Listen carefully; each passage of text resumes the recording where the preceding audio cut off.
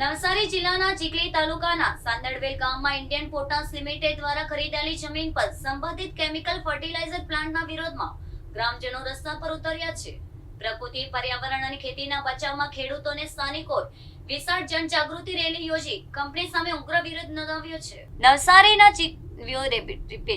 નવસારીના ચીખલી તાલુકામાં આવેલી કાવેરી શુગર ફેક્ટરી એક સમયે ખેડૂતોની જીવાદોરી સમાન હતી। 25,000 જેટલા સભાસદોથી બનેલી આ કાવેરી શુગર કેટલાક કારણોસર લાંબા સમયથી બંધ હાલતમાં છે। નોંધનીય એ છે કે તત્કાલીન મુખ્યમંત્રી આનંદીબેન પટેલ દ્વારા આ શુગર ફેક્ટરીનું ખાતમુહૂર્ત કરવામાં આવ્યું હતું અને ખેડૂતોને ડબલ પૈસા ચૂકવવાની જાહેરાત પણ કરાઈ હતી, પરંતુ સરકાર દ્વારા યોગ્ય મધ્યસ્થી ન થતા આખરે કાવેરી શુગરને તાળા વાગી ગયા। હવે આ જમીન ઇન્ડિયન પોટાશ લિમિટેડ કંપની દ્વારા 59 કરોડ રૂપિયા આપીને ખરીદી લેવામાં આવી છે। જો કે સૌથી મોટો સવાલ એ છે કે અહીં શુગર ફેક્ટરી શરૂ કરવામાં આવશે કે પછી કેમિકલ ફર્ટિલાઇઝર પ્લાન્ટનું એક્સટેન્શન કરવામાં આવશે। આ બાબત હજુ સુધી સ્પષ્ટ ન થતા સ્થાનિક આદિવાસી સમાજ અને ગ્રામજનોમાં ભારે રોષ જોવા મળી રહ્યો છે। સ્થાનિક આગેવાનો સ્પષ્ટપણે માની રહ્યા છે કે જો અહીં રાસાયણિક ખાતરનો પ્લાન્ટ શરૂ થશે તો આસપાસના 5 થી 10 કિલોમીટરના વિસ્તારમાં જમીનની ફળદ્રુપતા અને પર્યાવરણને મોટું નુકસાન થશે।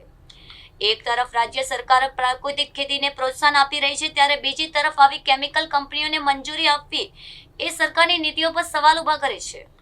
પ્રદૂષણના ખતરાને ટાળવા અને પોતાના અસ્તિત્વને બચાવવા માટે સાદરવેલ અને આસપાસના ગામો એક થઈ ચૂક્યા છે।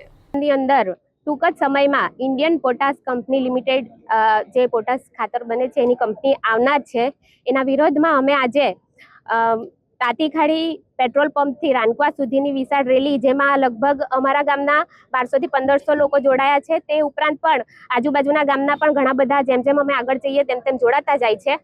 હવે આ કંપની જે આવવાની છે એની એ કંપની જો આવશે તો અમારા ગામમાં ઘણું બધું નુકસાન થાય તેમ છે। અમારા ગામમાં વાયુ પ્રદૂષણ થશે, અમારા ગામનું પાણી બગડશે, અમારા ગામની જમીન બગડશે। અમારા ગામની તો બગડવાની જ છે, પરંતુ સાથે સાથે અમારા ગામની આજુબાજુના ગામોને પણ આનાથી નુકસાન થવાનું હોય, જે અમે જરાય ચલાવી લેવાના નથી। અને હજી પણ આગળ અમારે હજી પણ કંઈ આગળ કાર્યવાહી કરવી પડે તો અમે એ કરવા માટે પણ તૈયાર છે, અને એના માટે અમારે જો ગ્રામસભા યોજવી પડશે તો એ ગ્રામસભા પણ અમે યોજીશું।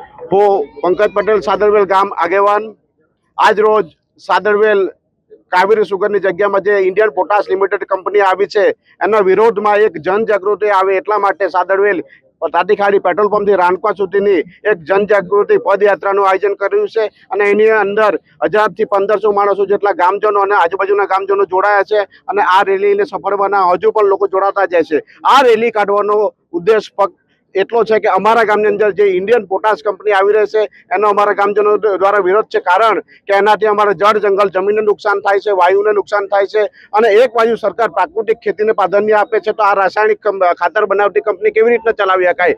અમે આદિવાસીઓ પ્રકૃતિ પૂજક છે અને અમને પ્રકૃતિ સાથે રહેવું ગમે છે, ત્યારે આવી પ્રકૃતિને નુકસાન થનાર કોઈ પણ કંપનીઓ ગામમાં આવવા દઈશું નહીં, અને એના માટે અમારે કોઈ પણ ગાંધીજી માર્ગે આંદોલન કરવું પડે તે પણ કરીશું, અને આ કંપની વિરુદ્ધ અમે ભયંકરમાં ભયંકર લડાઈ લડીશું।